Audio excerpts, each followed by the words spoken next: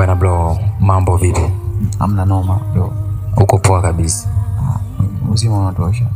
Uzima mbona umepoa? Hamna ndo kadangu. Asubuhi unajua asubuhi sijala. Sijala. Sema he bado. Unazingua. Unazingua sana. Hapa duniani unachokipenda ni nini?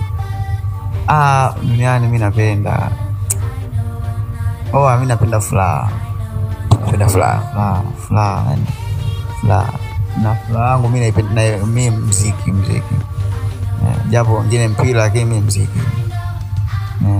Sasa unapokuwa unapenda muziki, ni kusikia muziki ama wewe ni mimi mwimbaji. Naimba. Ndio maana napenda muziki. Wewe ni msanii? Of course.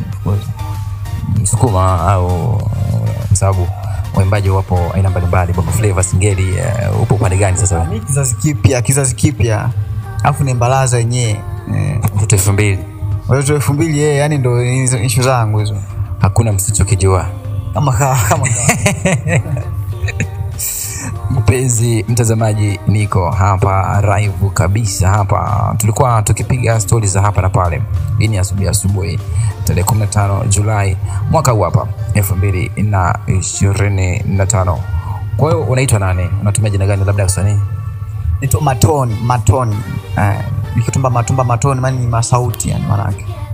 Ndio, mavesi yote yani masauti yani maana yake mimi na mpangilio yangu iko sawa. Unatumia sauti ngapi? Sauti moja tu, sauti ya kawaida, lakini masauti yani ile sauti ambayo inavyokita pale hivi watu wanaelewa. Ndio maana Maton. Sasa kuna sauti 4 alafu unasema sauti moja alafu unajiita masauti. Vipi hapo? Masauti maana yake mtaalamu sana wa kupangilia melody na nini, unajua. Sasa watazamaji, hatuwezi tukawaacha hivi. Sasa tupe sauti moja wapo tu ya track walioweza kuimba.